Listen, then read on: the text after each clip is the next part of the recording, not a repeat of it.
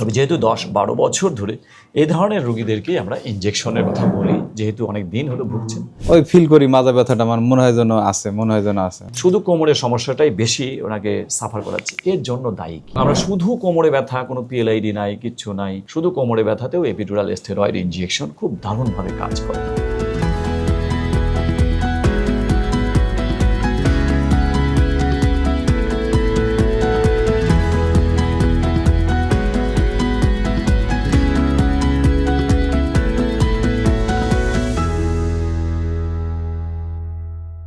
মাদারীপুর থেকে এসেছেন একজন শিক্ষক। আপনি কলেজ শিক্ষক?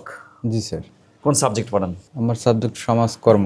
আপনি কোমরে ব্যথায় ভুগছেন এবং ডান পায়ের দিকে ব্যথা যায়। হ্যাঁ, এটা মানে ডান পায়ের দিকে মাঝে মাঝে যায়, খুব বেশি ফিল করি না। serious? অনেক সময় ঘুম থেকে ওঠার পরে মাঝে মাঝে পাটা ভার ভার মনে হয়, খুব এটা মানে সচরাচর হয় তা না, মাঝে মাঝে হয়, মানে অনেকদিন পর পর হয়। তার মানে বেশি সিরিয়াস না আর কি, তাই না? কিন্তু কোমরের ব্যথাটা 5-12 বছর ধরে আছে। কোমরের ব্যথাটা ফিল করি স্যার, সবসময় খুব আছে। খুব জ্বালায় আমাকে এটা। হ্যাঁ, তাহলে ওনার একটা জিনিস আমরা বুঝলাম যে পায়ের দিকে সমস্যাটা খুব বেশি সিরিয়াস না, কিন্তু কোমরে ব্যথাটা সবসময় বলতে প্রায় আসছে। হ্যাঁ, হ্যাঁ, হ্যাঁ। তাহলে ওনার পিএলআইডি খুব একটা সিরিয়াস কষ্ট দিচ্ছে না, কারণ পিএলআইডি মানে তো পায়ের দিকে সমস্যাগুলো যাবে। শুধু কোমরের সমস্যাটাই বেশি ওনাকে সাফার করাচ্ছে, এর জন্য দায়ী হচ্ছে এক্সারসাইজ না করা, কোমরের পেশিগুলো দুর্বল হয়ে যাওয়া। তো সেই জন্য এক্সারসাইজ করতে হবে এবং আরো কিছু সংশোধন লাগতে পারে। তো ওনার এমআরআই আমরা দেখলাম, আপনার এমআরআইটা দেখেন, এই ডিস্কটা এই পর্যন্ত চাপ দিয়ে আছে, এটা একদম ফুল ব্লক করে নাই, আছে সামান্য আছে, তার মানে অপারেশনের মতো না।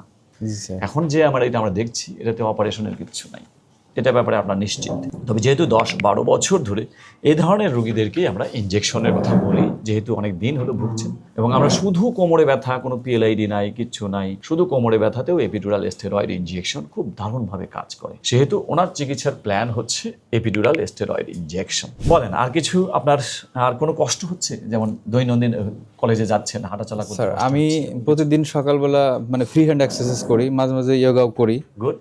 মানে আমার হাঁটা চলা মানে ব্যায়াম করা সমস্যা হয় না, কিন্তু মাঝে যে ব্যথা আছে এটা আমি ফিল করি, মানে এটা আমাকে খুব পীড়া দেয়। কিন্তু আমি ফ্রি হ্যান্ড এক্সারসাইজ করি, আমি 1 ঘন্টা 1.5 ঘন্টা এক্সারসাইজ করি, মানে সবকিছু করতে পারি, কোনো সমস্যা হয় না। কিন্তু ওই ফিল করি মাজা ব্যথাটা আমার মনে হয় যেন আছে।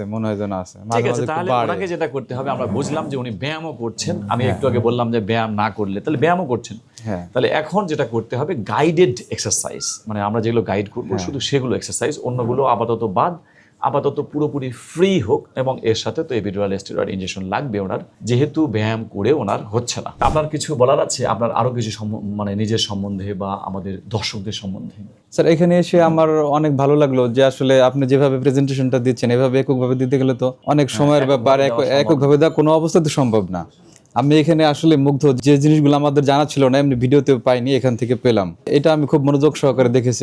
এটা আমার জন্য ব্যক্তিগতভাবে অনেক কাজে লাগবে, এবং এখানে সবাই যারা আছে এবং সবার জন্য মোটামুটি কাজে লাগবে আমার মনে হয়। আর আমার বিশ্বাস স্যার, আমি অনেক বিশ্বাস নিয়ে আসছি স্যার, আমার মাজার ব্যথাটা এখান থেকেই, মানে কোমরে যে ব্যথা আছে এখান থেকেই এটা আমি মানে পরিত্রাণ পাবো, এতটুকু বিশ্বাস নিয়ে আমি আসছি। ঠিক আছে, সঞ্জয় কুমার মণ্ডল, ইনশাল্লাহ উনি ভালো হয়ে যাবেন আমাদের এই চিকিৎসা দ্বারাই। এবং আমরা বলি যে আমাদের কাছে দ্বিতীয়বার আসার প্রয়োজন হয় না যদি এই নিয়মগুলো ফলো করা যায়। সবাইকে ধন্যবাদ আমাদের সাথে যুক্ত থাকার জন্য।